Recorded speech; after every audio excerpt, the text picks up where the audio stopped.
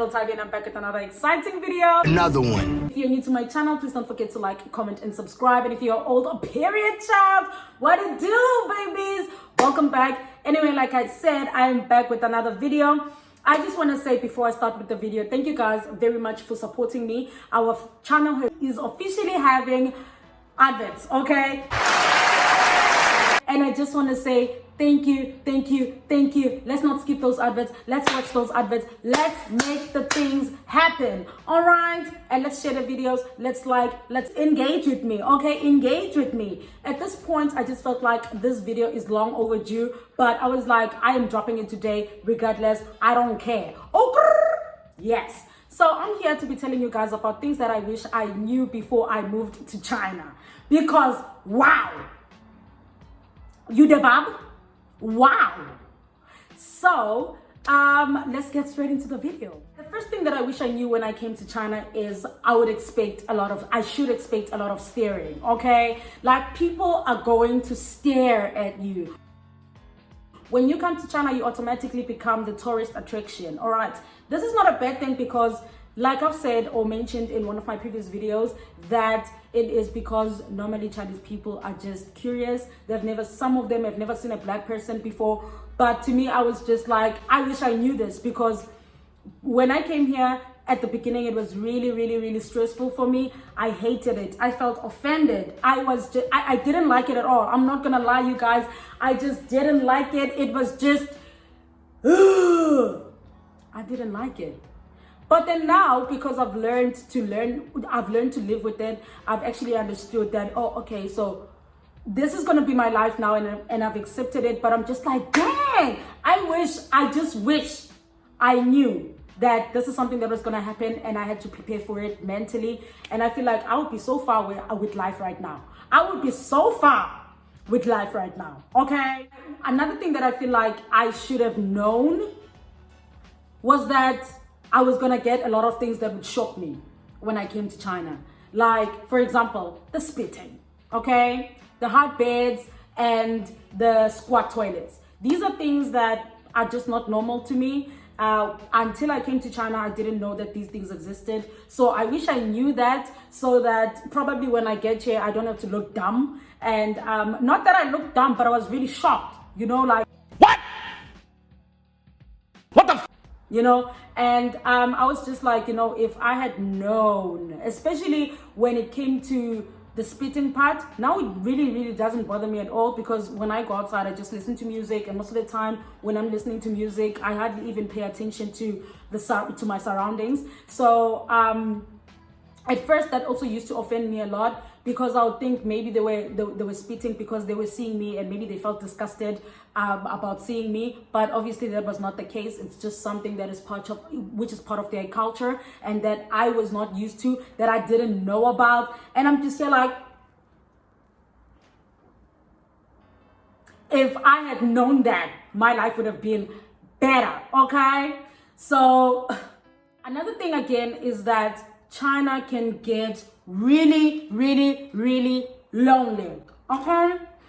Now, when I left home, okay, I was not really a very socializing person and stuff like that. But when I came to China, but I used to think, okay, when I come to China, it's actually going to be easy for me to make friends, to go out there, meet lots of people, para, para, para, para, para, para, para.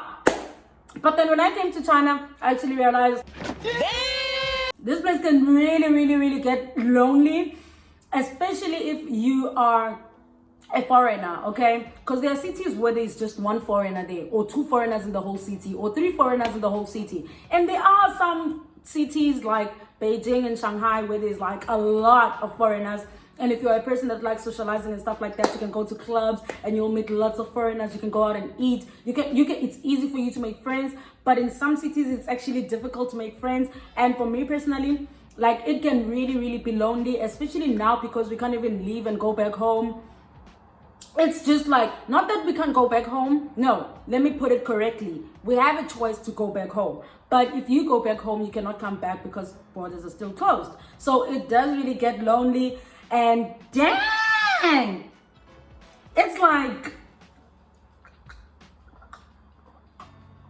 it's giving me lonely vibes, okay? But I wish I knew that. I wish I knew that, you know what, if you come to China, you must make space. That there are times where you are just going to be alone. There's a possibility of you being alone in a city, and there's also a possibility of you just being lonely most of the time, because people stay far away from each other. And sometimes cities are different. Some people stay in cities where there are a lot of foreigners, and some cities have people, and some cities have places that have like less foreigners or no foreigners at all. So, whew, child, it really gets stressful. And another thing, again, I wish I knew is that language is really going, the language barrier is just going to be a problem, okay? Not a problem per se, but it is something that exists, and it's something that's real, and it's something that's just like, it's giving you fainting vibes, child, okay? It's giving you stress vibe, isolation vibes. It's giving you, you just gotta do what you gotta do. It's either you learn the language, you pick a struggle basically. It's either you learn the language or you use a translator, okay? Period, child, like it is what it is. So what happened is, when I was still back in South Africa, we always, like, yes, I just thought, okay, we all speak different languages. Like we have 11 official languages in South Africa, but we always get a way of, we always find a way of getting to communicate with each other. Probably someone understands a certain language, but they cannot respond in a certain language, and someone understands a certain language, or they cannot speak a certain language, but most of it all, we can all speak English, okay? So if someone is speaking a certain language and you are speaking a certain language and you guys just don't understand each other, you guys can always go and stick to English. But most of the time, like, we know how to communicate with each other. But when I got here, I actually realized,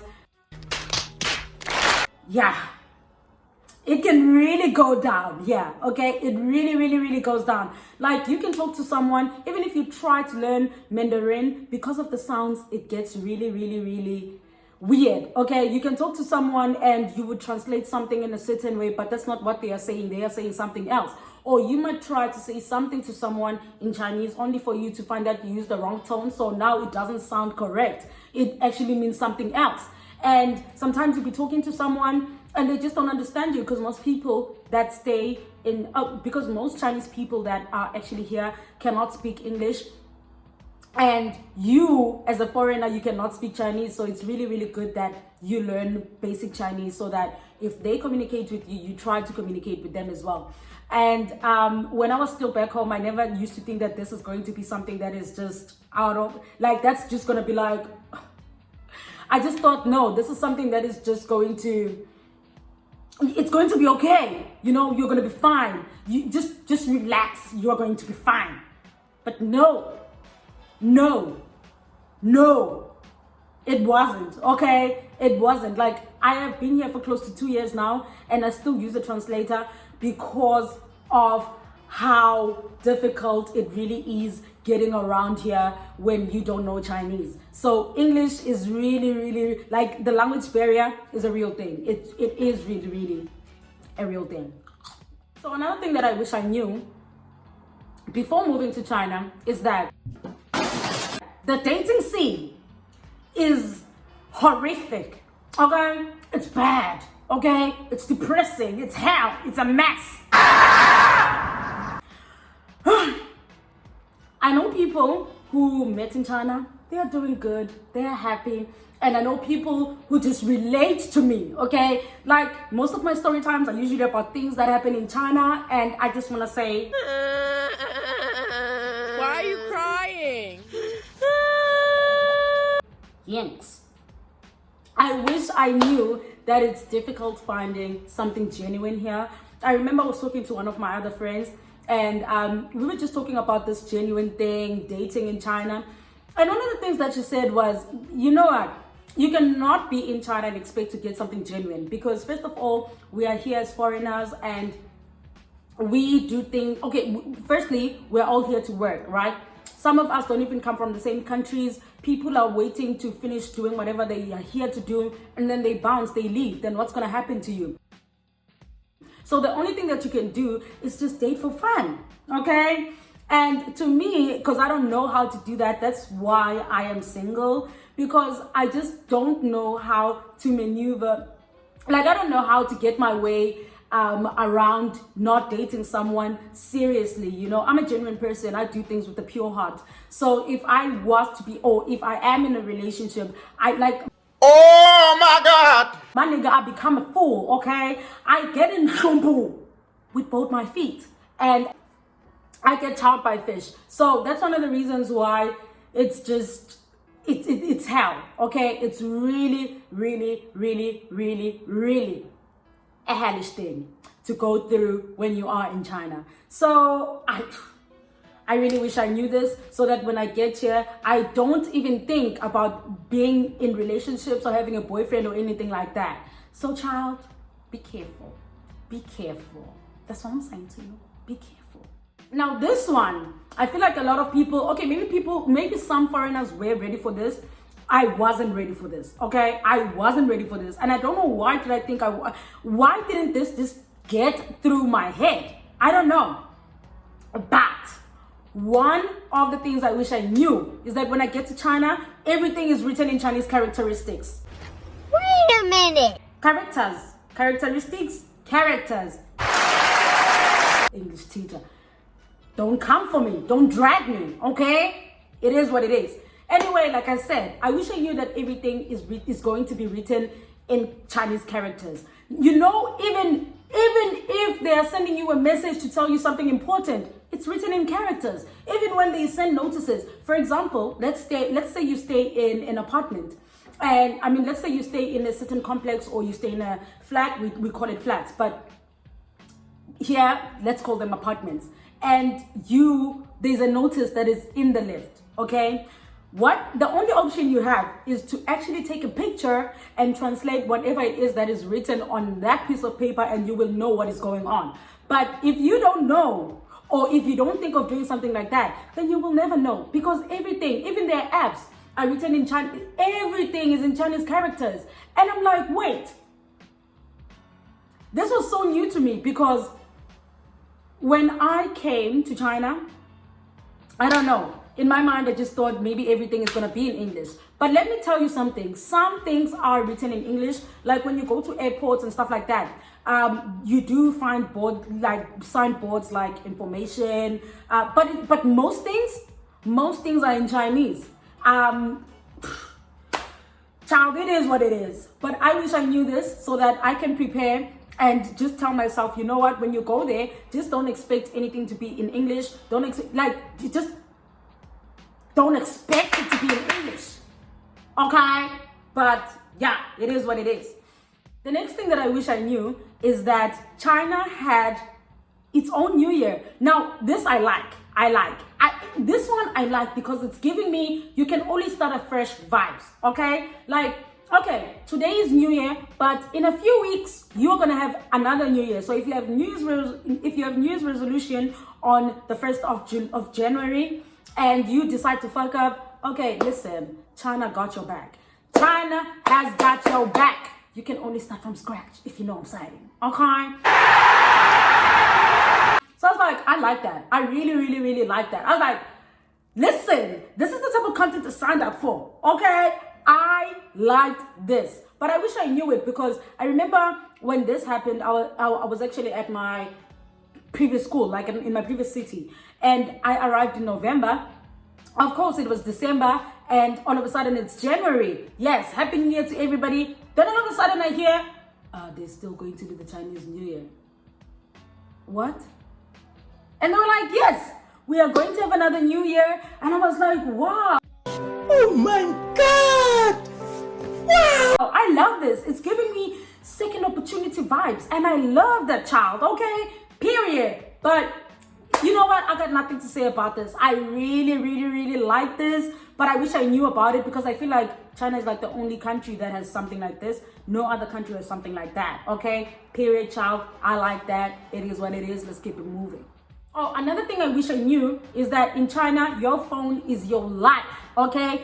Everything depends on your phone when you come to China because when you pay, you use your phone to pay. When you travel, you use your phone to travel. You need maps most of the time. You need to know where to go, get what, like when you need to translate, you need to make sure that everything is on your phone. And if anything ever, I think that's one of the reasons why every place that you go to in China has power banks. So oh, you know power banks, yes. Like they have power banks everywhere you go. You can actually just borrow a power bank. It's actually cheap, and you have to return it back, of course, or else they will take your 100 kwai, which is like 200 and something rands.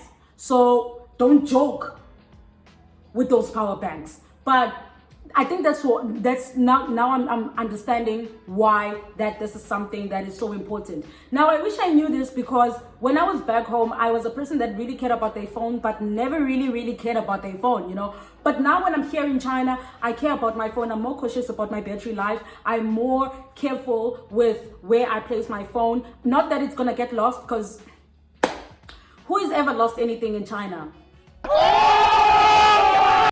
I don't know of anyone personally, but you know, I always make sure my phone is with me everywhere I go, and that it's fully charged everywhere I go, because I'm gonna need a translator, I'm gonna need it to pay, I'm gonna need it to call a car, I'm gonna need it. Basically, like I said, if your phone dies, you as good as dead. You can't do anything about it, okay?